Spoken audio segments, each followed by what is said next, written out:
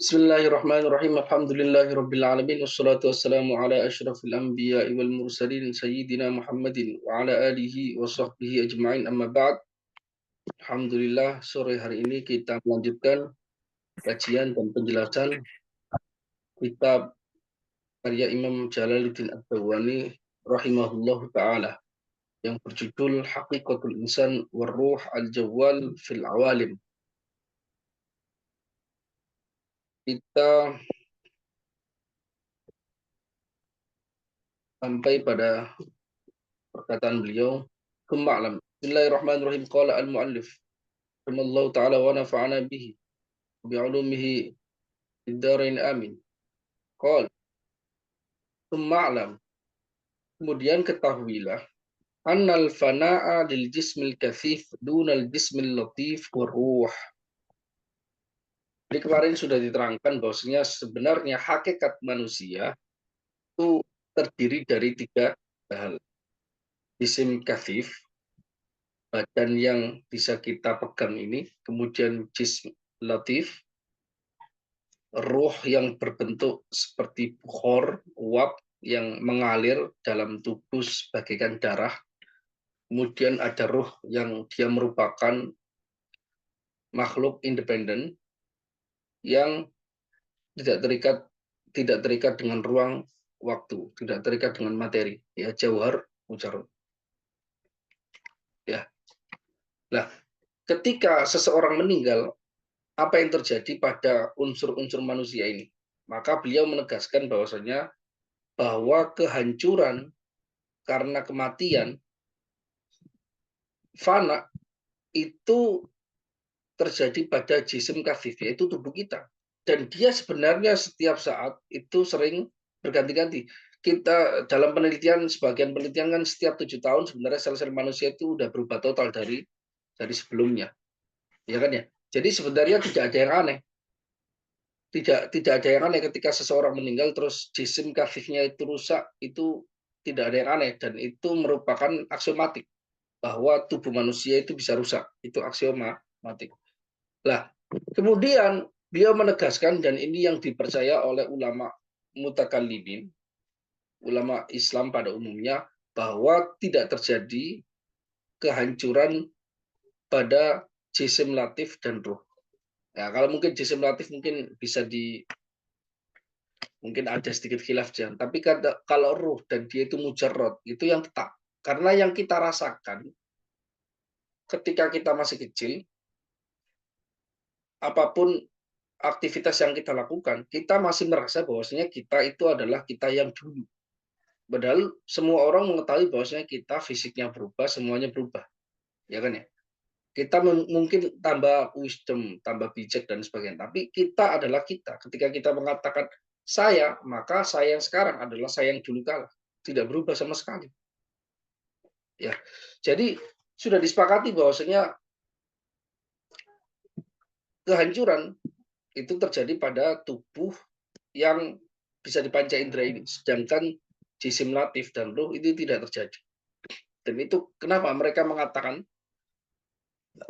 bahwasanya an-nafsu baqiyah. An-nafsu baqiyah. Jiwa itu kekal. Para ulama mengatakan an-nafsu baqiyah. Karena nanti yang akan menerima azab kubur juga itu juga. Kemudian nanti yang menerima nikmat di dalam kuburan, kemudian dibangkitkan dan sebagainya. Ketika dibangkitkan juga ruhnya juga terlibat, jisim kasifnya juga terlibat.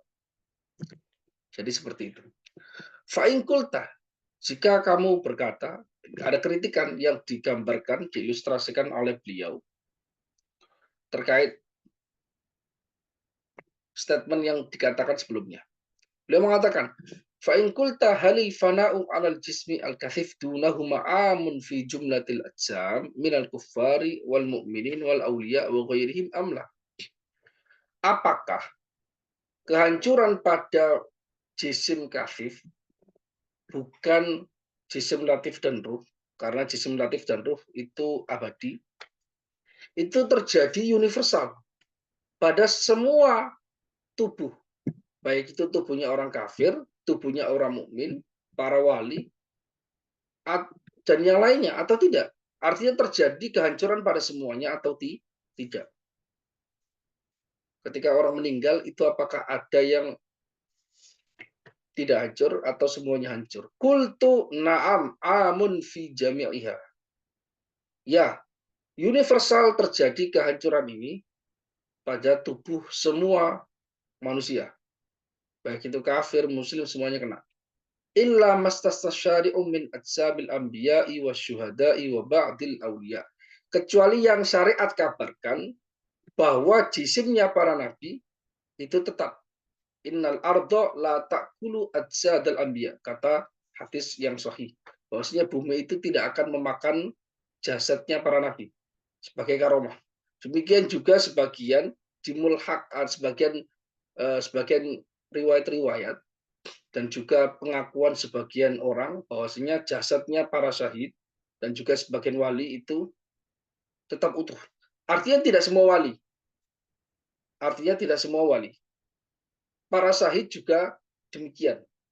Nah, misalnya yang jelas contoh nyata yang itu ada buktinya bahkan di zaman sekarang. Itu misalnya kalau di Mesir ketika saya ada di Kairo, itu adalah kepala mulianya Sayyidina Husain.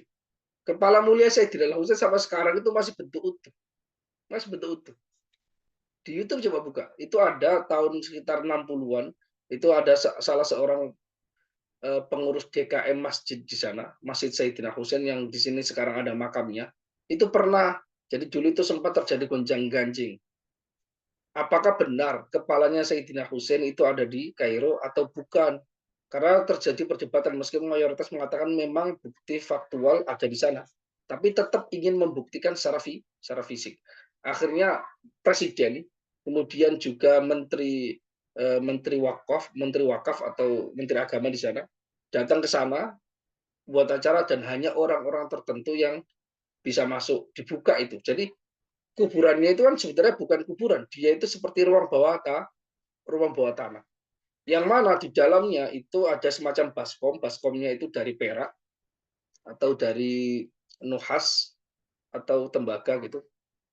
Di sana diletakkan kepalanya Sayyidina Husain. Jadi orang salah satu DKM sana kebetulan dia ikut menjaga di sana, akhirnya mengantarkan itu, akhirnya punya kesempatan itu. Dan dia bersaksi ada di YouTube. Masih ada di YouTube.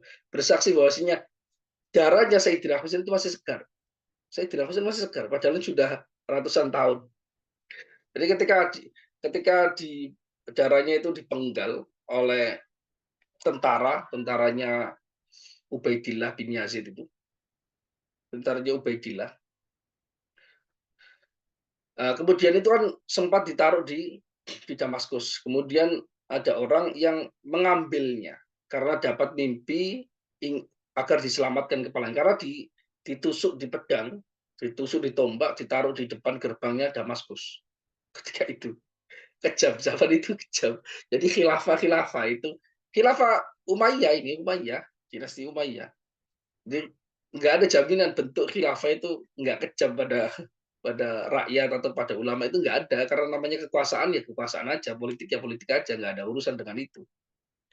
Pasti pasti terjadi. Jadi ditaruh di tombak, ditaruh di depan gerbangnya Damaskus. Kemudian ada sebagian yang pendukung Sayyidina Ali, Sayyidina Husain itu mimpi diminta agar menyelamatkan kepala yang ditombak karena penghinaan kan itu kan. Ini penghinaan. Sebenarnya maksud para orang-orang yang bunuh ini kan agar orang-orang rakyat tunduk. Ini pimpinan kamu yang paling mulia, cucunya Nabi aja bisa kita tundukkan kalau nggak nurut secara politik kepada kita kok. Kan pengennya gitu. Tapi itu penghinaan luar luar biasa. Akhirnya di, dicuri itu. Malam-malam dicuri akhirnya dibawa diboyong ke daerah dekat Palestina, daerah Askolan. Itu sampai abad kelima sampai abad kelima. Jadi 500 tahun di sana bisa disembunyikan di sana. Kemudian ketika mulai perang salib, sebagian orang yang sudah turun menurun diberikan wasiat ini tempatnya kepala Sayyidina Husain terus menerus dijaga, akhirnya diturunkan dari orang ke orang sampai 5 abad, akhirnya dikembalikan. Jadi diambil lagi. Jadi kebetulan yang tahu beritanya adalah salah seorang khalifah dinasti Fatimiyah, seorang Syiah. yang kebetulan menguasai daerah Kairo ketika itu. Akhirnya minta izin kepada dinasti Abbasiyah. Karena sebenarnya kan terjadi pertempuran antara Fatimiyah sama Abbasiyah. Tapi di sini dia minta izin diberikan dispensasi agar saya memindahkan ini. Karena kan peninggalan-peninggalan terkait dengan keluarga Nabi itu sangat diagungkan oleh Syiah. Akhirnya diambil itu. Diambil dari daerah Askolan, kemudian dipindahkan ke Kairo. Nah, peristiwa pengambilan dari daerah Askolan kepala Sayyidina Husain sampai ke Kairo itu tercatat sangat rapi pada sejarawan di zaman itu, melihat secara langsung. Karena itu peristiwanya benar-benar ramai. Bahkan yang bawa itu dia berjalan dari daerah Askolan, dari daerah Palestina ke Kairo. Itu berjalan ditaruh di depan dadanya itu seperti ini. Jadi tentara perangnya, pimpinannya, jenderalnya itu seperti itu. Jadi itu disaksikan masyarakat. Setiap perjalanan mereka membentuk brigade seperti pembatas rakyat itu sampai di depan makam Sayyidina Husain di sana. Tapi sebelum, jadi sedang disiapkan masjid yang sekarang dipakai itu. Tapi sebelum ditaruh di situ, ditempatkan di tempat masjid yang namanya Masjid Tolai. Kenapa disebut Tolai? Karena rajanya ketika itu Raja Tolai. Taruh di situ sementara tempat yang mau dipersiapkan itu disiapkan, dibaguskan, dipersiapkan pokoknya ditaruh. Nah, kemudian setelah itu perpindahannya dipindahkan ke sana. Itu semuanya tercatat dengan sangat rapi karena saksi matanya banyak. Jadi semua sejarawan yang hidup di zaman itu menuliskannya. Karena itu sampai sekarang itu udah 5 abad ya, kepala Sayyidina Husain masih utuh.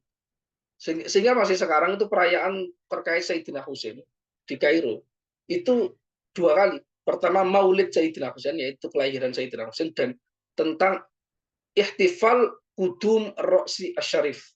Jadi perayaan kedatangan kepalanya Sayyidina Husain. Itu tercatat tanggalnya sampai sekarang itu saya lupa tanggalnya. Pokoknya 2 kali di dalam perayaan itu. Jadi mereka merayakannya 2 kali. Jadi mereka menyebutnya Maulid Sayyidina Husain. Dua-duanya Maulid Sayyidina Husain. Padahal salah satunya itu ihtifal. Itu menjadi semacam peristiwa perayaan sampai sekarang dirayakan oleh semua ulama azhar, baik Syiah, baik Sunni, semuanya dirayakan. Dan itu bukti. Dan akhirnya tahun 70-an itu ada orang kan terjadi gonjang enggak ini desas-desus saja, tidak percaya dengan data yang tertulis di dalam sejarah. Padahal datanya ada, sejarawan yang melihat secara langsung karena sezaman dengan peristiwa itu ada. Akhirnya dibuka, tidak dikuburkan, ditaruh di situ, tidak dikuburkan. Karena kebetulan di Kairo memang jarang. Kebanyakan makam di Kairo itu bukan dikuburkan di dalam tanah, kebanyakan dibikin bangunan bawah tanah karena emang tekstur tanahnya itu tidak cocok dengan seperti itu. Jadi seperti kebanyakan bunker. Kebanyakan kuburan itu bunker. Mereka menyebutnya di dalam kitab Turos, di dalam Hasya Bajuri, di dalam Hasya Bujari itu disebutkan sebagai al-fasaki. Al-fasaki. Al-fasaki itu bukan lahat, bukan syak. Bukan lahat, bukan syak. Kan kalau dalam syariat itu ada lahat, ada syak kan. Tapi ini al-fasaki. Dia seperti bangunan bawah tanah, bunker di bawah tanah yang dia dikasih pembatas tembok aja samping kanan kirinya, terus di bawahnya itu tanah biasa ditaruh aja. Kalau dia masih udah hancur nanti tumpukin lagi seperti itu. Jadi ketika kita masuk ke dalam, teman saya ada yang pernah masuk karena kan ada yang sempat meninggalkan kawan kita, terus ada yang masuk, dia cerita. Jadi di ruangan itu banyak mayat, ada mayatnya udah hancur, ada yang enggak, ditaruh di samping-sampingan aja. Pembatasnya cuma ada tanah kecil gitu aja. Jadi kayak semacam ditaruh gitu aja. Ada tanahnya ditaruh di tanah. Ditutup agar baunya tidak keluar. Jadi itu terbuktikan. Lah kalau di Sayyidina Husain itu dibuatkan di makam bawah tanah, di bawah tanah tempatnya itu di bawahnya yang sekarang ada kubahnya, itu ditaruh di atas baskom saja. Ditaruh di atas baskom. Kemudian kepalanya ditaruh di situ dan darahnya itu masih segar. Baunya seperti misik. Tempat membawanya kepala Sayyidina Husain ketika dibawa dari Askolan terus dipindahkan ke Masjid Tolai, kemudian dipindahkan ke Masjid Husain sekarang, itu kan ada bekas-bekas darah. Akhirnya bekas darahnya dan sebagainya itu masih dipajang sampai sekarang. Dan baunya itu masih ada. Baunya mirip-mirip bau misik. Wallahu alam. Tapi seperti itu terjadi ada di YouTube juga. Jadi sebenarnya kehancuran jisim kafif ketika meninggal itu terjadi pada semua orang kecuali yang dikecualikan oleh syariat. Sebagian kalau Nabi jelas dalilnya qati innal arda la taqulu ajsadal anbiya, bahwasanya bahwasanya tanah tidak akan memakan jasadnya para nabi. Syuhada dan sebagian aulia itu kadang terjadi, kadang tidak. Tapi yang para syuhada yang besar, saya yakin semuanya itu terjaga. Karena mendapatkan sebagian karomahnya Nabi Shallallahu Alaihi Wasallam. Demikian juga para wali, sebagian para wali, tidak semuanya. Fa'in kulta madalilu ala baqaihima. Jika kamu katakan, jika kamu bertanya, apa dalil bahwa keduanya kekal, yaitu jisim latif dan ruh. Tadi kan yang rusak cuma jisim kafif. Jisim latif dan ruh itu kekalnya itu bagaimana argumentasinya? Kultu, saya katakan, amal kufaru faqad warada anin nabi sallallahu alaihi wasallam marra biqalibi badrin fa khataba amwatal kufar biqaulihi. Adapun orang kafir, ruh dan jisim latifnya itu juga tetap kekal. Jisim kafifnya saja yang hancur. Nah, argumentasinya dari hadis di dalam Sahih Al-Bukhari. Jadi ada hadis dari Nabi Shallallahu Alaihi Wasallam, Nabi pernah melewati Qalib Badr, tempat pembuangan kayak sampah dan sebagainya di daerah Badr. Kemudian di sana ketika perang Badr itu banyak mayat-mayatnya, orang-orang kafir ditaruh di sana saja. Kemudian beliau melewati itu, lantas beliau bertanya kayak mengucapkan di tempat pembuangan itu seperti kayak sumur gitu. Fakhotaba amwatal kufar biqaulihi, lantas Nabi beraudiensi dengan mayatnya orang-orang kafir dengan statement beliau. Beliau mengatakan, ini wajadtu ma wa'adani rabbi haqqo. Saya mendapatkan apa yang dijanjikan Tuhanku kepadaku. Itu benar. Fahal wajadtum ma wa'adakum rabbukum haqqo. Apakah kamu juga mendapatkan apa yang dijanjikan Tuhanmu? Itu benar. Jadi Nabi itu beraudiensi dengan bangkai-bangkai atau jasad-jasad orang kafir yang telah meninggal. Lantas para sahabat yang melihat agak heran. Faqilan Nabi Shallallahu Alaihi Wasallam. Maka ditanya kepada Nabi, atukhotibu idhoman arimat. Apakah engkau beraudiensi dengan tulang-tulang yang telah hancur? Qala Nabi Shallallahu Alaihi Wasallam, walladzi nafsi biyadihi ma antum bi asma'a lima aqulu minhum lakinnahum la yujibun. Demi zat yang diriku berada pada genggamannya, engkau tidaklah lebih mendengar apa yang aku katakan dibandingkan mereka yang aku ajak audiensi, yaitu bangkai-bangkainya, mayat-mayat orang kafir. Tetapi mereka hanya tidak menjawab. Nah, ini menarik. Hadis ini benar-benar menarik. Pertama, ketika Nabi melewati tempat pembuangan orang kafir, maka Nabi beraudiensi. Ini bukti bahwasanya Nabi itu tahu ada kehidupan di sana. Ada sesuatu yang penting di sana, memberikan syariat, yaitu ada kehidupan. Kemudian ditanya, Nabi, kok kamu berkata atau beraudiensi dengan orang-orang kafir? Nabi, kenapa ditanya seperti itu? Karena begini, di dalam logikanya para sahabat itu Nabi itu adalah seorang yang terjaga. Nabi itu seorang yang terjaga, perbuatannya selalu mengandung hikmah, mengandung syariat. Maka semua aktivitas Nabi itu dipertanyakan karena tidak mungkin Nabi melakukan perbuatan sia-sia. Ya, makanya ditanya, loh, Nabi, kok kamu beraudiensi dengan tulang-tulang yang telah hancur? Itu para sahabat itu bukan mengingkari, tapi ingin tahu hikmahnya mengapa Nabi secara zahir itu ngomong dengan sesuatu yang nggak bisa jawab, yang kita anggap itu sebagai kehancuran, yaitu bangkai. Mereka ingin tahu hikmahnya apa. Kemudian Nabi menjawab dengan sumpah, berarti ini penegasan bahwa kalian itu bukan lebih mendengar dibandingkan orang-orang yang sudah mati ini. Artinya Nabi itu menegaskan pendengaran, oke, ini manfaatnya banyak banget di sini. Pendengaran itu sebenarnya tidak benar-benar hanya terkait pada alat yang kita sebut sebagai telinga.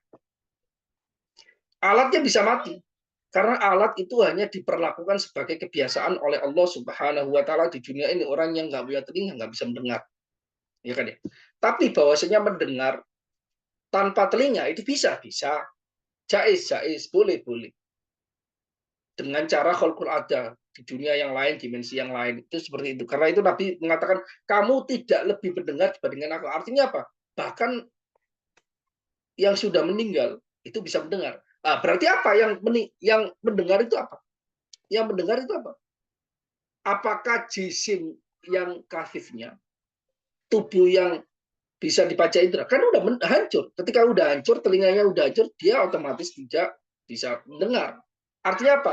Nabi memberikan menegaskan bahwasanya kemampuan indera, kemampuan mengetahui, kemampuan mendengar itu sebenarnya dimiliki ruh secara aslinya. Sedangkan ketika di dunia itu hanya diberlakukan kebiasaan seperti itu dengan alat telinga. Tapi ketika di dimensi yang lain, ketika di kuburan, alam barzah, alam malakut dan sebagainya, tidak harus menggunakan telinga, tidak harus menggunakan telinga fisik, karena ruh sendiri bisa mendengar, bisa ngomong. Ya kan? Itu penegasan oleh Nabi Shallallahu Alaihi Wasallam. Kamu benar-benar tidak lebih mendengar dibandingkan mereka. Mereka hanya tidak menjawab. Artinya mereka sebenarnya mungkin menjawab. Dalam hadis tafsiran lain mereka menjawab tapi suaranya tidak terdengar. Dan Nabi itu ada fungsinya di sini. Selain itu bahwasanya pendengaran tidak semua yang diucapkan oleh sesuatu itu bisa kita dengar. Buktinya ini sudah mendengar dan mungkin menjawab juga dalam penafsiran yang lain. Mereka menjawab. Tapi mereka tidak terdengar. Itu artinya apa? Suara itu memiliki frekuensi. Suara manusia itu hanya mendengar, manusia normal itu hanya bisa mendengar dengan frekuensi tertentu. Di luar frekuensi itu tidak bisa mendengar. Kita nggak bisa mendengar suaranya burung, suaranya ikan di dalam laut karena frekuensinya berbeda. Ya kan, kita nggak bisa mencernanya itu.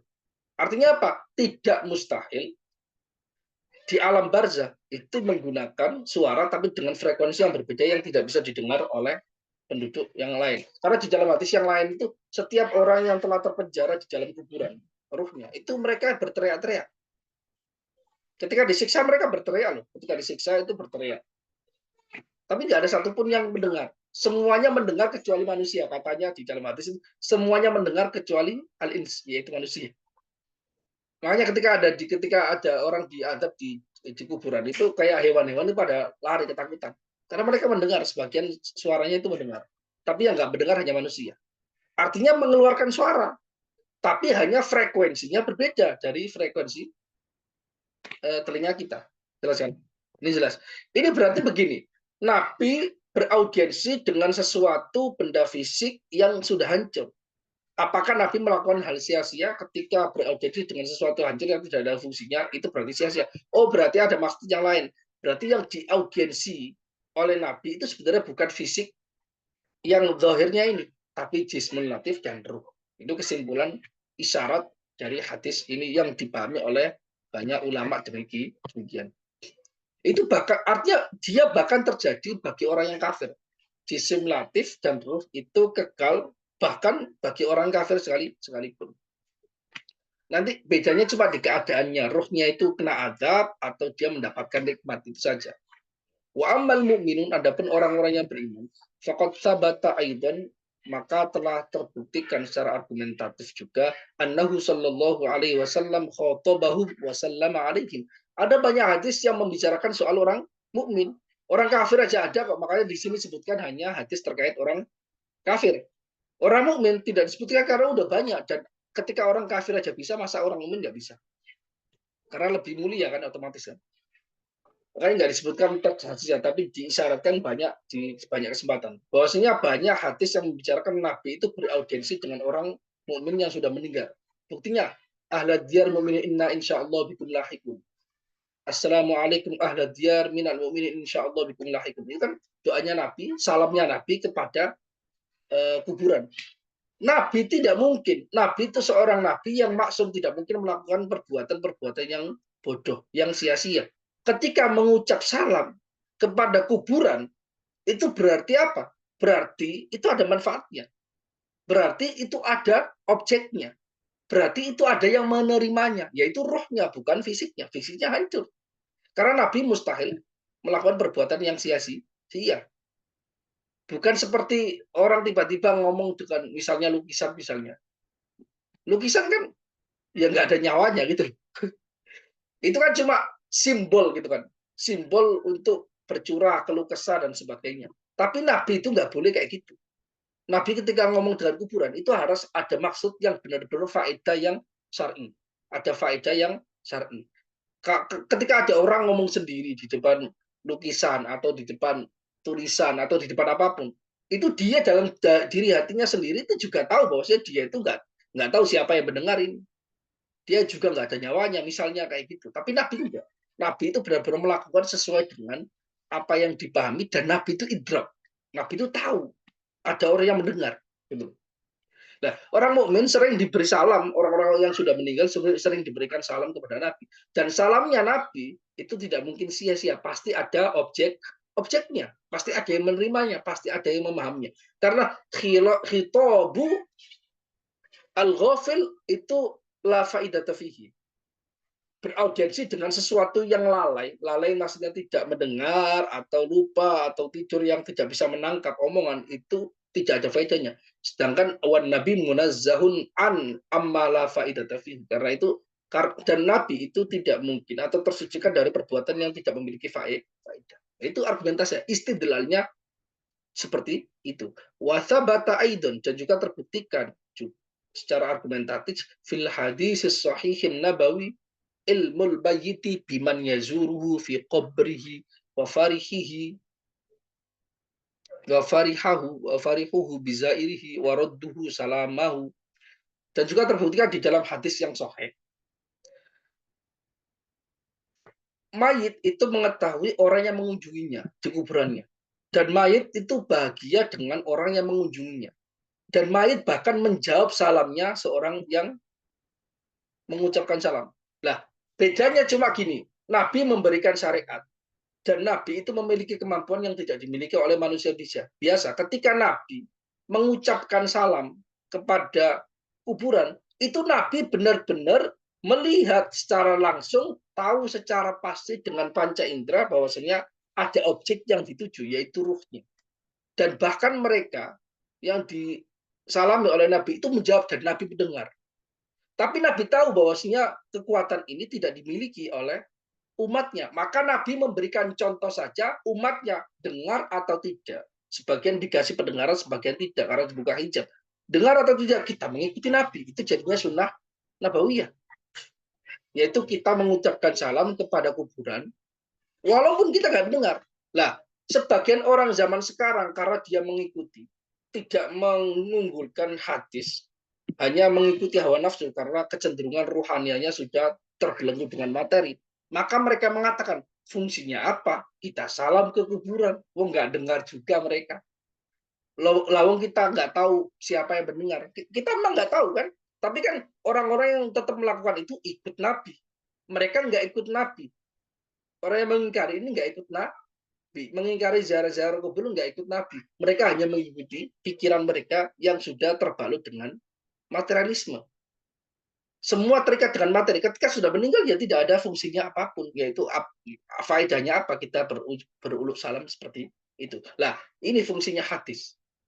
Ini fungsinya kita mengikuti apa yang digariskan oleh Nabi Shallallahu Alaihi Wasallam lewat hadisnya. Kita tahu nggak tahu faedahnya, pokoknya ada satu faedah yang tidak bisa kita tinggalkan, yaitu ikut Nabi. Paham nggak? Ikut Nabi. Tapi kalau Nabi tidak seperti kita, Nabi itu salam, yang disalami ruhnya Nabi melihatnya, mendengar juga salam baliknya, jawaban salamnya, itu Nabi. Karena Nabi memiliki mukjizat. Wa ta'dzihi biman yajlis ala qabrihi. Di dalam hadis juga disebutkan orang yang sudah meninggal ruhnya itu merasa tersakiti, merasa terganggu dengan orang yang duduk di atas kuburannya.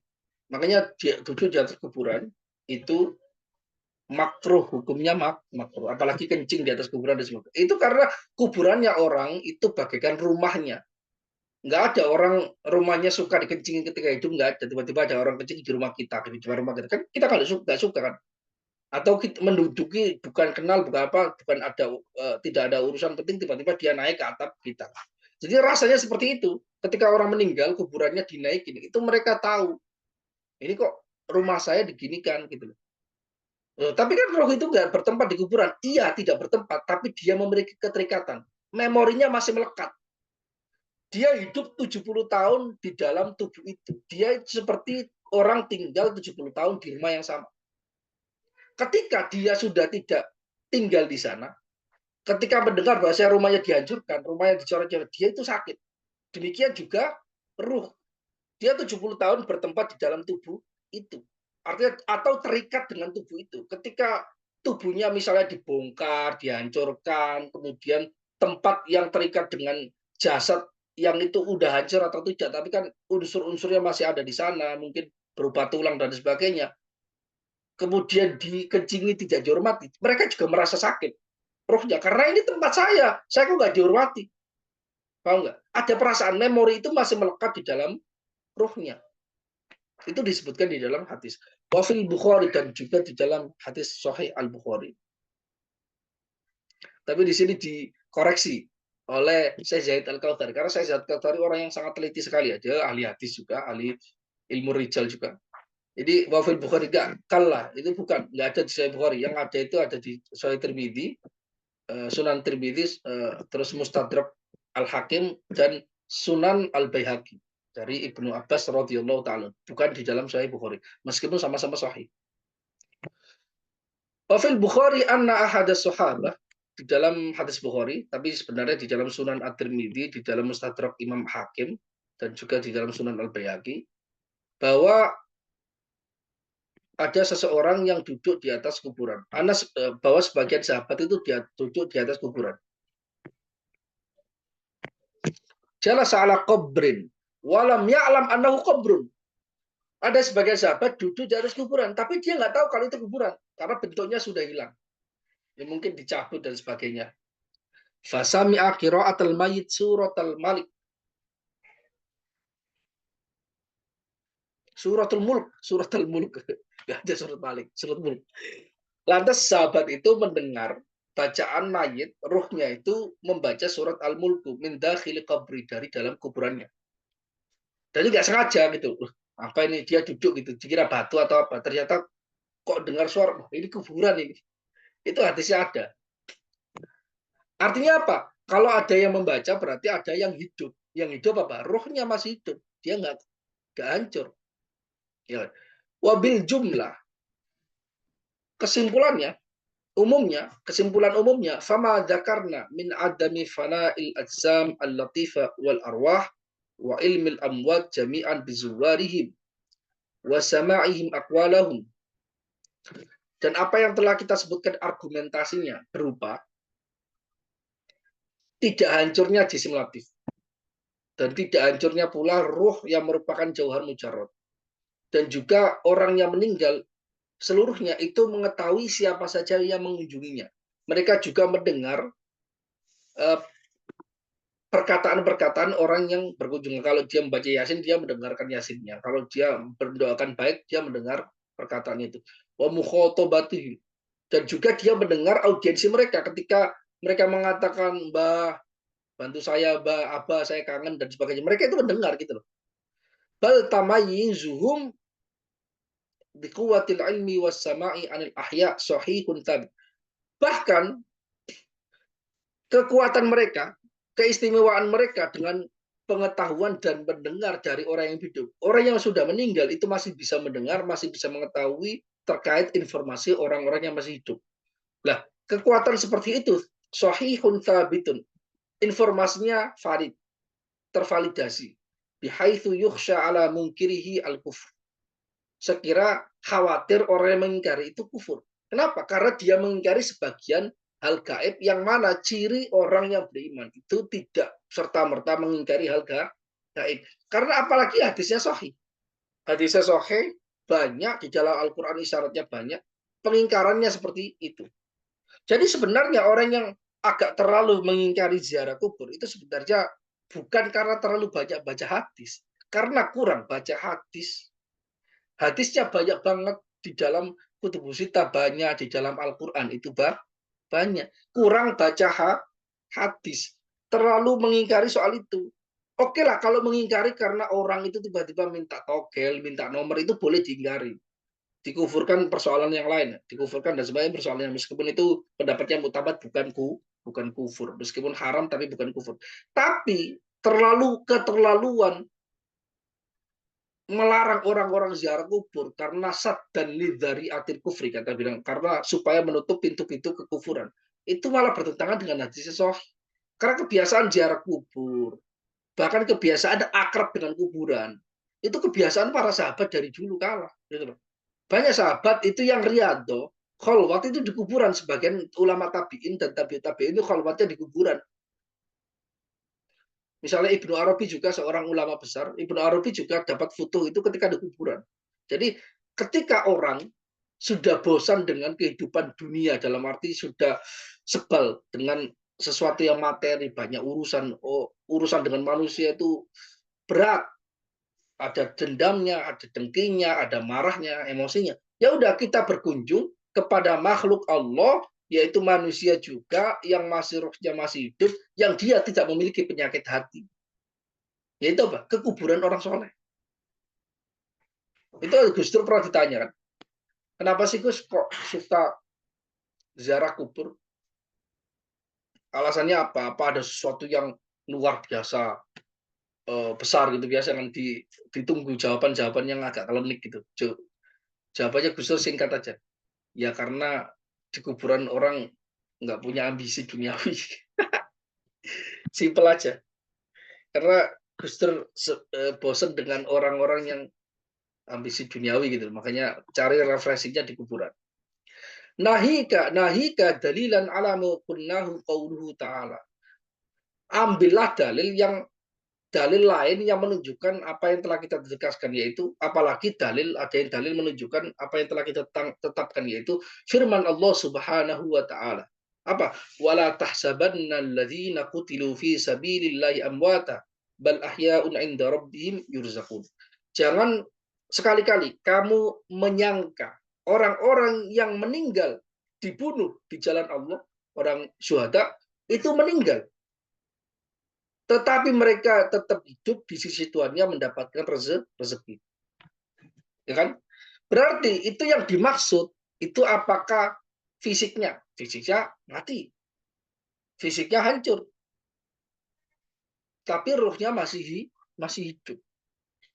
Nah, akhirnya dianalogikan juga karena ada hadis yang lain bahwasanya yang masih misalnya ruhnya masih bertahan dan sebagainya itu banyak dan semuanya ini yang syuhada, orang kafir ada hadisnya yang spesifik yaitu qoli badr tadi. Ini orang yang syuhada. Orang-orang mukmin lainnya juga banyak, orang yang biasa yang bukan syahid atau semuanya biasa. Wal ahadis allati sabaqat dan juga hadis-hadis yang telah lalu. Wa ma warada fi kutubis sihah dan juga hadis-hadis yang ada pada kitab-kitab sahih. Kitab-kitab hadis yang sahih. Kemudian ada pertanyaan. Tadi kan kamu telah menerangkan ya, menerangkan bahwa orang mukmin, orang kafir itu sama. Rohnya itu abadi, dia tidak hancur. Jisim latifnya juga abadi, tidak hancur. Terus apa keistimewaan orang mukmin dengan orang kafir? Kalau begitu, kalau sama-sama nggak hancur, harusnya berbeda dong.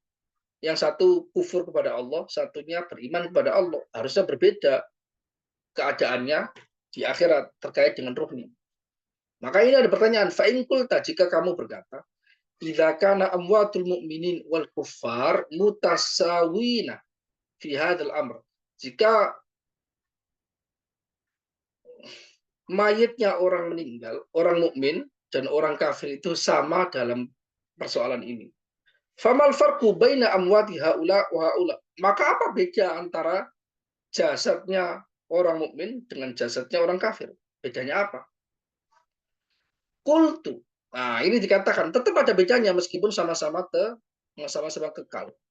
Kultu kama anna alam asyhada alladhi huwa alamud dunya fihi al-masjun wal mutlaq wal muna'am wal mu'adzab wa dhul manasib ar-rafi'a wal ardal wal jinan wal mazabil. Jangan apa-apa ini. Sebagaimana saya jawab, sebagaimana di alam syahada yaitu alam fisik yang kita tempati sekarang ini, yang merupakan alam duniawi itu ada orang yang dipenjara, ada orang yang dilepaskan, tidak dipenjara, dia free, dia bebas. Ada orang yang diberikan nikmat, ada orang yang diberikan azab, ada orang yang memiliki pangkat-pangkat yang tinggi, ada orang rendahan, ada orang sampah yang menjadi sampah masyarakat, yang tidur-tidur di jalanan dan sebagainya. Kadzalika alamul barzah, demikian juga alam barzah di kuburan itu sama. Ada yang kehidupannya baik dan kehidupannya nggak baik. Bedanya di dunia dan di alam barzah itu pertama nggak bisa dilihat alam barzah kecuali orang yang diberikan karomah oleh Allah, dibuka hijabnya. Kedua, keadaannya nggak berubah kalau di barzah. Ketika sudah masuk ke kuburan, dia diazab terus sampai ila yaumil qiyamah. Dan pastinya azabnya nanti semakin tinggi, semakin tinggi, semakin tinggi, semakin tersiksa, karena setiap orang ketika meninggal itu tahu pasti langsung dia itu nanti masuk neraka atau tidak. Wa budrabbaka hatta ya'tiyakal yakin. Kapan orang itu tahu posisinya di akhirat itu kapan? Detik pertama dia meninggal itu langsung tahu. Langsung diperlihatkan. Karena ada hadis sahihnya juga, tidaklah seorang manusia meninggal kecuali dia sebelum meninggal itu sudah diperlihatkan di matanya nanti yang akan dihadapi. Seluruhnya, seluruhnya. Makanya orang meninggal itu tidak ada keraguan sama sekali. Makanya disebutkan di dalam bahasa Al-Quran, al-yakin. Meninggal itu yakin, keyakinan. Loh, itu kan kejadiannya nanti setelahnya. Itu kan masih panjang. Menunggu hari kiamat, dibangkitkan, kemudian masuk surga neraka. Kok bisa langsung tahu semuanya? Itu ada, gambarannya gampang. Misalnya gini, kita punya flash disk. Flash disk itu kan banyak filmnya kan. Ada filmnya, ada filenya banyak banget. Ketika kita masukkan ke dalam file disk gitu kan, apakah komputer itu bisa langsung mendeteksi semua filenya atau tidak? Sudah, tanpa diklik apa yang apa sudah mendeteksi semuanya, sudah terekam. Itu gambarannya di alam syahadat itu seperti itu. Alam barzah juga seperti itu. Orang yang sudah meninggal itu langsung tahu nanti kejadiannya apapun tahu. Jadi tidak ada pengingkaran sama sekali. Mereka yakin apa yang akan diterimanya. Makanya di dalam banyak kita disebutkan, jika di alam barzah diadab, itu nanti diadab terus. Tidak ada jedanya, tidak ada fase untuk memperbaiki diri, tidak ada sama sekali. Dan adabnya akan semakin tinggi. Kalau sudah diadab di alam barzah itu nanti terus menerus, kecuali satu hal, orangnya masih muslim, kemudian nanti itu ketika adabnya sudah selesai, nanti akan dia dimasukkan ke surga. Udah masuk neraka terus masuk surga. Selain itu masih tidak bisa terjadi atau mungkin banyak banyak banyak kalam lah di sana. Apakah orang kafir dan sebagainya itu juga mendapatkan dispensasi dan sebagian dispensasi sebagaimana yang terjadi pada Abu Lahab. Ya, Abu Lahab itu kan di dalam hadis ada seorang di dalam hadis sahih di dalam Sahih Bukhari itu ada cerita dan itu disebutkan oleh Imam Bukhari di dalam Sahih Bukhari. Tapi ini bukan hadis, tapi ini ceritanya sahih. Sebagian orang di zaman beliau ketika Abu Lahab meninggal itu dimimpi oleh Abu Lahab. Kemudian langsung tanya, apa yang dilakukan oleh Allah kepadamu? Ya kan? Itu riwayat terkait mimpi sebagian sahabat. Mimpi sebagian sahabat. Kemudian Abu Lahab menjawab, saya diberikan dispensasi oleh Allah Subhanahu wa taala setiap hari Senin. Karena ketika itu Nabi Muhammad lahir, saya itu eh, sangat senang, sangat bahagia sehingga dia membebaskan budak yang mengurusi Nabi Muhammad yang memberikan kabar bahwasanya cucunya apa ponakannya ini lahir. Karena Abu Lahab itu pamannya Nabi. Abu Lahab itu pamannya Nabi. Ya kan? Akhirnya itu bukan hadis karena sumbernya dari riwayat, tapi itu cerita itu sahih terjadi. Paham enggak? Dan yang menariknya, ketika itu kan belum kiamat, tapi langsung ditanya apa yang diperbuat oleh Allah Subhanahu wa taala ketika kamu di neraka. Ketika di neraka. Artinya apa? Dimensinya berbeda. Orang ketika meninggal sudah tahu kejadiannya nanti akan gimana, semuanya udah tahu. Jelas ya? Jadi seperti itu. Artinya apa? Sebagian orang kafir juga mendapatkan dispensasi karena bahkan itu Abu Lahab itu kufurnya itu mutafak karena disebutkan dalam Al-Qur'an, tabat yada Abi Lahab. Itu pun ada dispensasi. Di dalam diceritakan riwayatnya ini sahih Meskipun ada perdebatan apakah ru'ya manamiyah, mimpi itu bisa dijadikan hujah atau tidak. Yang benar tidak bisa dijadikan hujah, tapi ini hanya cerita untuk untuk ketenangan karena argumentasi yang lain banyak. Argumentasi yang lain banyak. Isyarat-isyarat Quran itu banyak. Dan juga isyarat inna rahmati sabaqat ghadabi, bahwasanya rahmatku itu mendahului murkaku, kata Allah Subhanahu wa taala. Jadi tetap ada manfaatnya. Orang kafir yang berbuat baik di dunia itu tetap ada manfaat. Manfaatnya nanti itu adabnya berbeda dengan orang kafir yang sudah buruk, sudah kafir lagi. Itu berbeda. Oke, kita lanjutkan. Fal mu'minuna wal anbiya'u wal awliya'u ya'lamuna bizuwar. Nah, sebagaimana di alam zahda itu ada orang yang terbelenggu, terpenjara, dapat azab, dapat jabatan tinggi, dia orang sampah masyarakat. Demikian juga di alam barzah itu berlevel-level, berbeda. Orang mukmin, para nabi, para wali itu mengetahui para peziarahnya. Wa yasma'una kalamahu. Bisa mendengar perkataan saudara-saudaranya atau para peziarahnya. Min maqamatihimil jalilah, dari makom-makom level mereka yang tinggi. Artinya mereka lepas, nikmat, nyantai ketika di alam barzah, nyantai. Jadi seperti orang bertamu aja. Jadi dia seperti ada di dalam rumah, kemudian orang berziarah di dimensi yang lain itu datang ke sana. Seperti kita ditamui, kita nggak sepi, nggak kesepian. Wahum muna'amuna bi anwa'in ni'am. Mereka mendapatkan nikmat dengan beragam nikmat. Ala qadri marotibin, sesuai kadar derajat martabat mereka. Ya, wa ammal kufaru wal usatu. Adapun orang kafir, orang-orang yang ahli maksiat, fa innahum yasma'una min maqamatihim safila al sayyi'a al muntina an najisa. Mereka juga mendengar apa yang dikatakan oleh orang yang masih hidup, tapi dari posisi mereka yang rendah, yang buruk, yang berbau. Artinya seperti dia itu masih rumahnya itu kayak gorong-gorong sempit, di rumahnya kecil di bawah tanah, di bunker. Kayak dia, mereka itu hidup di bunker gitu loh. Dan di bunker itu setiap saat didatangi oleh malaikat, dipukul-pukulin. Kemudian tapi dia ketika dipukulin malaikat tahu ada orang yang lewat di depan kuburan dia, atau ngomong dia, ngerasani dia dan sebagainya, atau melaknat dia karena dia telah berbuat buruk kepadanya semasa hidup. Malah disumpah-sumpahi, dia datang ke kuburan bukan untuk menziarahi, mendoakan, tapi disumpah-sumpahi. Itu mendengar sambil disiksa, mendengar gitu. Jadi posisinya sama-sama mendengar tapi berbeda posisi.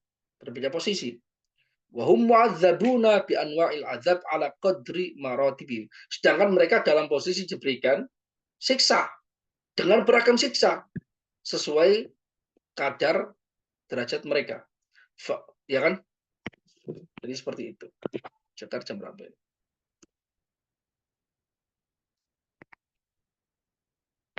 Oke, saya pikir sampai di sini dulu. Silakan kalau ada pertanyaan.